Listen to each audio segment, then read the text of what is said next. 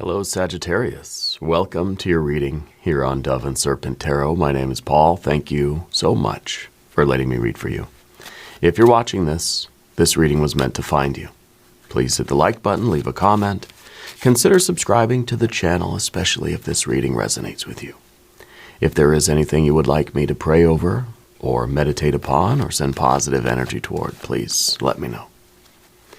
Now, this is a general reading, so try to be open and receptive to whatever may come through during our time together. I am merely the messenger, and I ask you to connect directly with each of these cards and use your own intuition to take you beyond the details that I provide. And remember, Sagittarius, that the most important part of any tarot reading is you. And we start with a Four of Wands. This is completion. This is the ending of a cycle. This is the completion of a circuit, okay? And very often we think this card's about we're getting off of a particular karmic cycle. We're putting an end to something, that something's wrapping up. There is closure. There is a conclusion to something, okay? I feel like you're somebody who has a very long checklist. And I feel as if you're ticking the boxes off that checklist. You're trying to get things done. It's like we've got a to-do list, you know. And the more we get done, the more it sort of reinforces this belief in ourselves that says, I can do it, okay? I think this card is also about sort of the broader picture, okay? Because it's a fire to earth kind of card, right? It's fire because of the wands. It's connected to the earth because of the four. The four elements, four directions, the four winds, the four guardians, like that sort of thing. So this is a fire to earth card that's kind of telling me that that circuit has been completed. And if you've been watching this channel for any length of time, I always talk about fire and earth being that electrical circuit of creation. It's a spiritual circuit, right? And it really is fire to earth. It is heaven to earth, above to below, inside to outside. It is will to action, it's impulse to behavior, it is inspiration to implementation. It's the power of manifestation. So this is telling me that you are manifesting what has been within you is now manifesting before you. Okay? And so whether it's through the checklist where we're ticking off the boxes, whether it's through putting an end, giving some sort of conclusion or closure to a past cycle, okay? I think that what you're doing is you're manifesting the life that you want. You are manifesting something that your soul is yearning for. Okay? You're manifesting your meaning of life. Let's put this card into a little bit of context.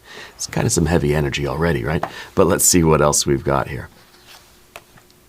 There you've got the builder. See, that's another reinforced, energy. It's a Prince of Pentacles. You're building this best life of yours.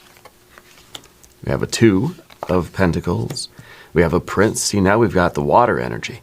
We got the Prince of Cups here. And we've got a Nine of Swords. And interestingly, we have the Moon card here as well. That's going to be very interesting when we get there. We have, obviously, a Knight of Wands, more fire energy. We have an Eight of Pentacles, a lot of Pentacles now. And we've got a Six of Wands and the Two of Swords. So right away, I see that there is a need for, there's a need for more relationships. There's a need for more interpersonal relationships, even intimate relationships. Sometimes with the Two of Swords, it feels like you just want somebody to like intellectually spar with. You just want to have a good conversation with somebody, you know. I feel like there's a need for you to focus on establishing relationships right now. The Moon card is a narrowing of the psychic aperture. Okay, it's a closing of that, that lens, right? So what this does is that this puts us in a more focused, kind of goal-oriented energy, right? So we're not really focused on context. We're not focused on relationships. We're kind of laser focused on what the next goal is. What's the next thing on my to-do list? And as I said, that's kind of the energy that you've been in. This might be suggesting that we really don't want to go forward with too much of that laser focus on those individual goals. Maybe we need to bring in a little bit more of that spiritual energy, that psychic energy. Maybe we need to widen the psychic aperture a little bit and take in a little bit more light, right? And kind of go from the fiery, goal-oriented, ambitious energy to a more contextual, a more sort of relationship-oriented, perception of the world, right? So this really could be the idea that we're not looking forward to just continuing this very ambitious path, this goal-oriented, kind of narrow view of things. We want to widen. We want to have a more broad view of life. We want to take in some of the other things that really mean something to us. So I feel like it's really about balance. And we see that with the Two of Swords too, this idea of balance. Let's select our mystery card, bonus card, confirmation card. This is a random card from the Smith-Waite Tarot. This is the factor infinite and unknown. And we're going to set it down right over here with Tiny Bob Ross right on top. Happy little Bob. And we're not going to look at that card until the very end, but it will tie everything together and it will give us the confirmation that we need. If you have a prediction, please put it in the comments. Now, the moon card here, as we look around the room, the moon card is our only major arcana. So this is really what Spirit is trying to show you. This is what your own soul, your own spirit is trying to show you. That moving forward in life, the trend that we're on is one of a very narrow view. That we are, and there's nothing wrong with that, right? Because that is goal-oriented, that is laser-focused. It's not taking in any distractions. We see there's not a lot of swords cards here. The 9 is something that we're going to have to talk about. But with the moon card, this is the central focus. The Spirit is trying to bring your attention to this and saying the way you've been going, it's really as if you have a flashlight with a beam that just goes straight. It's a very, very intense beam. It can see very far ahead, but it's very narrow. You can see very, very far in one direction, but you can't really see what's around you. You can't see how things are related to other things, how things are connected, right? And so what we are trying to do, I think, or what Spirit is suggesting that maybe we need at this time is to widen that beam a little bit so we can get in a little bit more context. You still need that laser focus. You still want the relatively narrow beam of your success to manifest the life that Spirit wants you to manifest, that your own soul wants you to manifest, right? But we also need to bring in a little bit of context. We also need to bring in the relationships. We need to bring in not even just a relationship with other people, a relationship with your environment, relationship with yourself.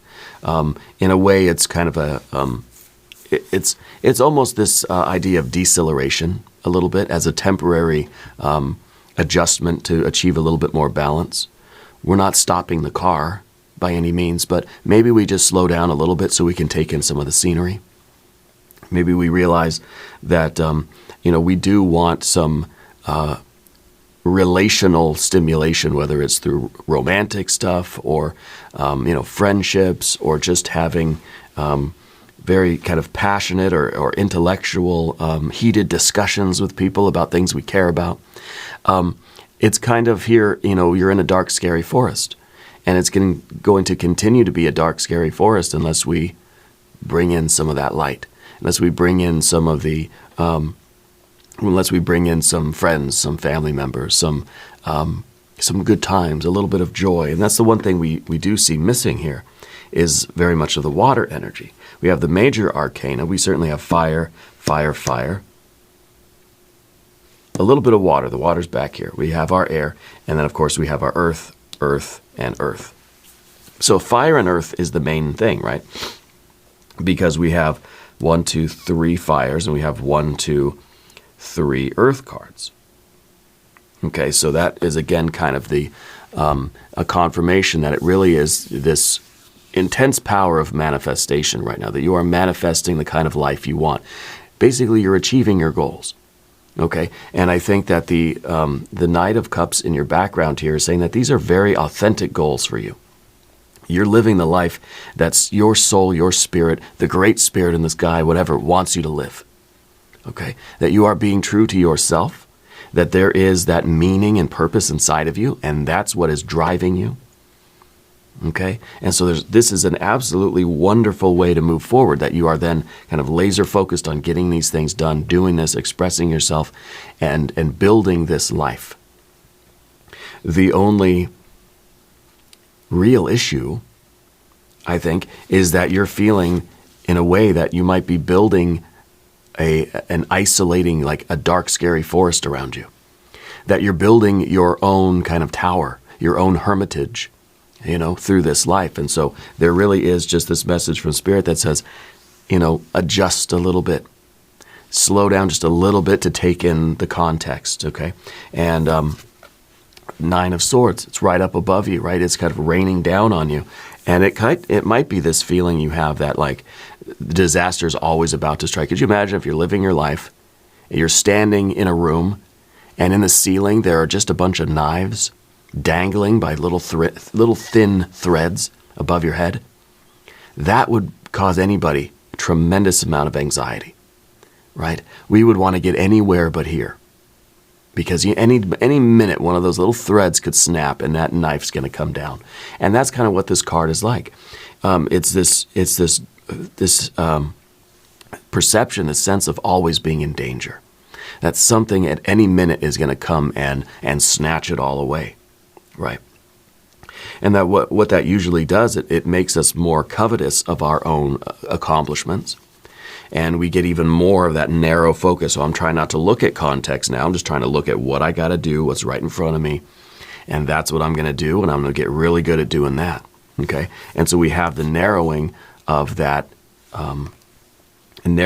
psychic aperture. We have that laser focus. We can see very, very far in one direction, but we can't see what's going on right here and right around us, okay? I don't know if lenses and if optics actually work that way, but that's what we're going with. So the Nine of Swords is this sort of a looming sense of something is threatening this life, this manifestation, this success of yours. Okay, and since this is at the very top, I feel like this is something that you're very aware of right now, and I think that it has a lot to do with, in this builder kind of life where you are manifesting, and this is, again, wonderful energy. You are building your life according to your deepest soul desire, your purpose, right? It feels as if you are being authentic, you're being true to yourself, and whatever is within your soul, whatever is your story, whatever is your destiny, you are building that, okay? And this alone would be absolutely perfect.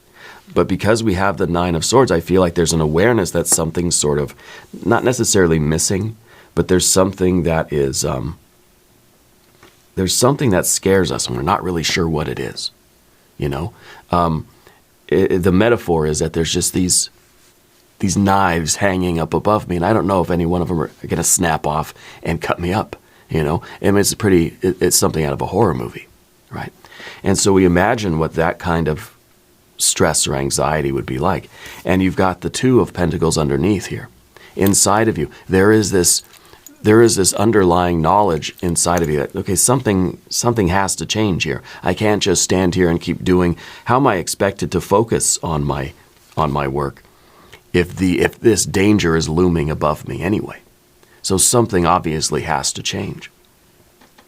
And we're not abandoning the work. We're not going to swing to the other extreme of things. We're not going, white to black, black to white here. It doesn't have to be an either or thing. But what this card is signifying is that, okay, something has to change. I can't just stand here when the roof is about to cave in or whatever. Something has got to happen. So there's this awareness in you, and I think really it has to do with you're perceiving this future of this moon card. I think maybe in a psychic way, in a subtle way, you're perceiving that this is kind of an isolating path that you're on. Yes, it's very successful.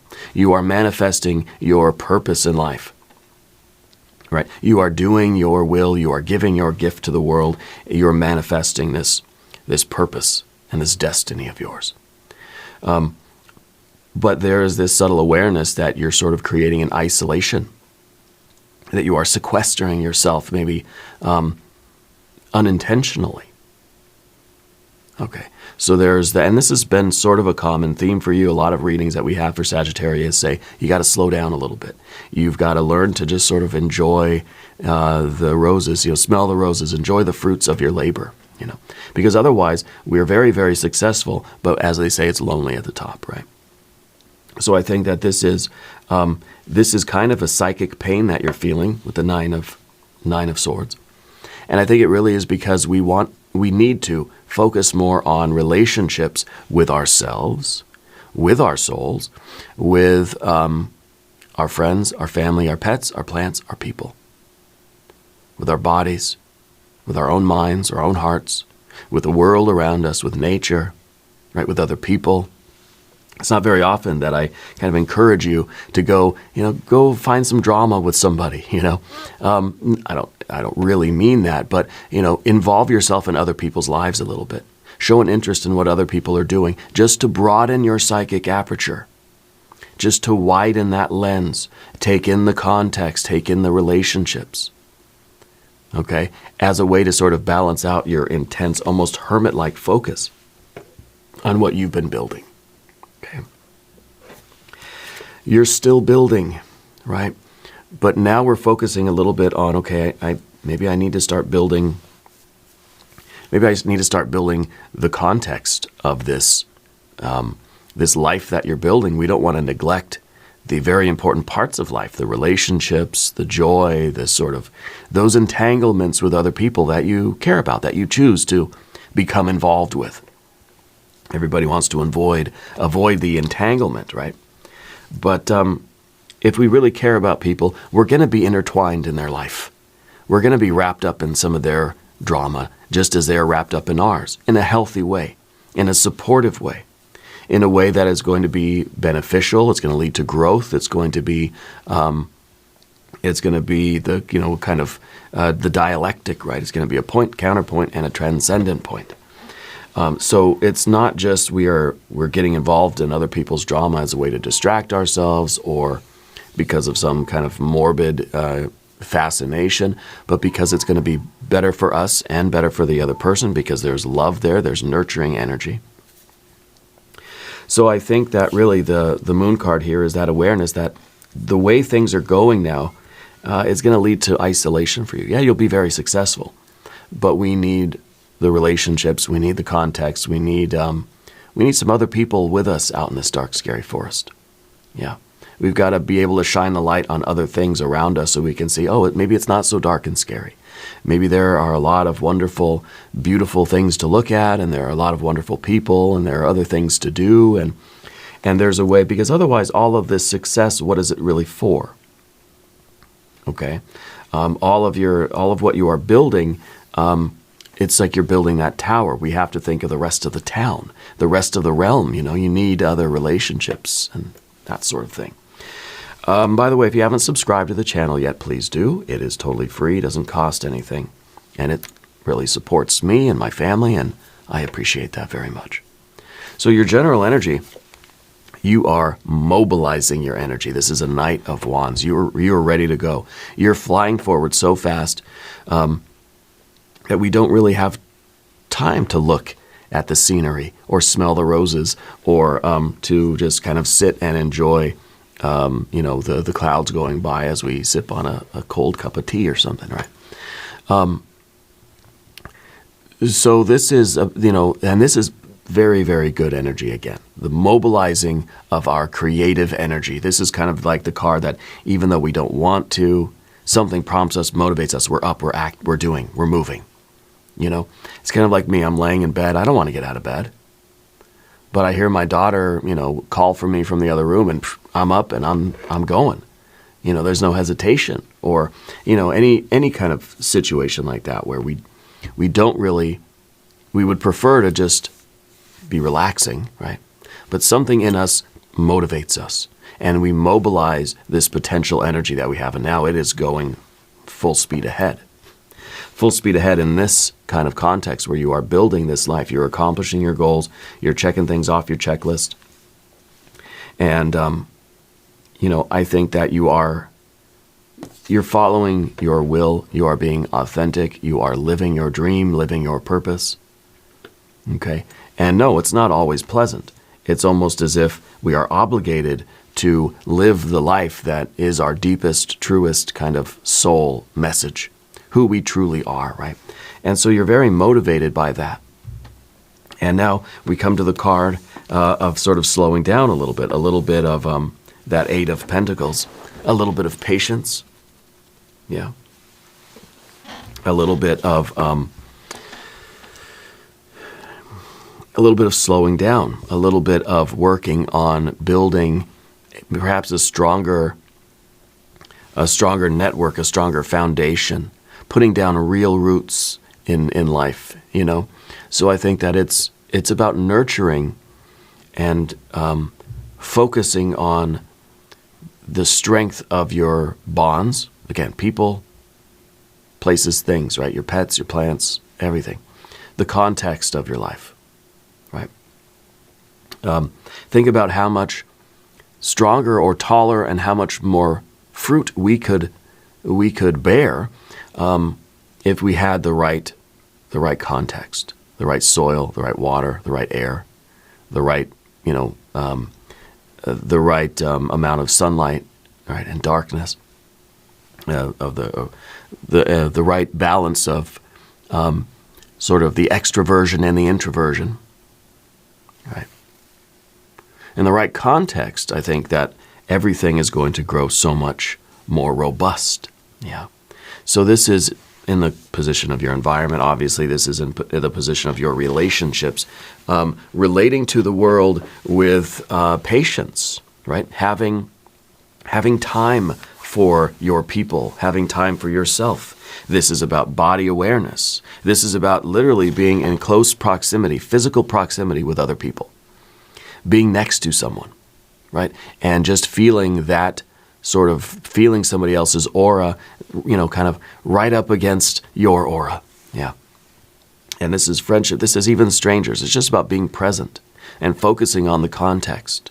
You know, we could be riding on a light rail train or something, and there could be dozens of people on the train with us, but we are just sort of isolated within ourselves, kind of either mentally or emotionally or closing our eyes and visualizing or spiritually focused on other things. Right? And so we're not aware of our proximity to other people. But if we open our eyes and we get out of that long-term laser focus, you know, narrow vision, and we just widen that aperture and we just take in what's going on around us. Okay, then I'm aware there's other people here. And we're people watching. You ever do that? We're watching other people. We're taking in the scenery. We're looking at the stuff going on outside. We're just kind of just passively observing like what other people are doing and how they're maybe conversations that they're having, and just in this very non-interfering sort of passive way. Yeah, I think this is also an intentional awareness of our body states. Are you holding tension? Right? Where do you feel aches and pains? Where do you feel that there is sort of a message coming from your body that you have been ignoring for a long time? This is, like I said, also about the strong roots. Establishing yourself in a particular context, being part of something, right? Setting down roots as in establishing yourself in the place where you live, in your community, in your group of friends, in your family, right? And using that as nourishment, because you are going to grow even bigger and stronger when you have the right context around you. But we're not thinking of context when we are just in that narrow, laser focus, ambition sort of oriented. Which again, there's nothing wrong with that. What we really need is balance, okay? And the one obstacle here, I think, is the idea of victory. We have all of this fire and earth, and what we really want is more of that. We want to be successful. We want to have our purpose. We want to build the life, and we want to achieve our goals, and we want to fulfill our ambitions. We want the achievements, of course, right? And that's kind of the obstacle is then finding the balance. Because as I said at the beginning, the more we check off our list, the more accomplishments we achieve, the greater our enthusiasm, the greater our motivation, and we want to do it more and more. And that's why, I don't know, I think there were studies that were done that said that people who are routinely successful tend to be more successful, right? So in other words, the wins that we experience, they literally lead to even more wins. They lead to an ability to win more, right? An ability to, when I say win, it's, achieving your goals, accomplishing what you set out to accomplish. I'm going to make my bed today. All right, made the bed. That's a win. That makes it more likely that you're going to win again, you see. And so the more we do that, the more we give ourselves those wins, the better we get at winning. And the more we're going to win, and it's going to just snowball. It's going to grow exponentially, right? So somebody that makes a habit of closing that circuit, and that's what we say with a win, right? It's not a competition with other people. I think that's something that we have to deal with too, and we'll get to that in a minute. But the wins are anytime we close this circuit. We have an intention, we have a will, I'm going to do X, Y, Z, and then I do X, Y, Z, and I've closed the circuit. That's a win. I'm going to make my bed, get up, make the bed. Beautiful bed, that's a win. The more we do that, it snowballs. It motivates us even more and more and more. And then we're looking around in the room and we're thinking, okay, what else can I do? Yeah. But we don't want it to become a competition. And so when we're sort of slowing down, when we're in this very competitive or very ambitious mode of energy, then we sort of stop and we look around at context, right? Like we're talking about. We tend to see competition. We see our context as competition. If I slow the car down and I look at the other drivers, they're all going to go faster than me. And then we start to get competitive. Maybe that's a good thing sometimes. But that's not really what we're talking about here, and that's why this is an obstacle. Because we're not slowing around to look at the competition and then get more motivated and, well, now I got to go faster than them, right? No, we're looking around because we know that we need support. We know that we need love. We need relationships and connections. We need good soil, good sunlight, good water, right? And that's going to help us grow even further. And I think the way we need to look at this is not looking at the people around us as competition, looking at the people around us instead as teammates, perfect strangers. They're trying to do the same thing you're trying to do, and maybe they'll get there faster, maybe not. But the idea here is that we're all sort of in this together. This is the win, but it's we're not stepping over other people to get there. And we realize that our only competition is with ourselves. Okay? And we also realize that the context in which we live is meant to assist us in doing better. We're helping other people achieve their goals, and in turn we're getting that. And it's all happening unconsciously, right? Maybe with us it's more conscious at some times, but it just sort of happens that way, that just by giving love and support out to the people in your life, you're helping them achieve their goals. And that in turn comes back to us and helps us achieve our goals. So we're all rising together. There's not any one person that's sort of singled out. It's not that you are the most important person and everybody else is just your support. Everybody else has goals too, right? So we see a balance here with our Two of Swords. And this is, again, we're looking just to maybe have that kind of conversation. We need to just slow down, open up, and start talking to people. Just having a conversation with friends, with family, with the pets, with the plants,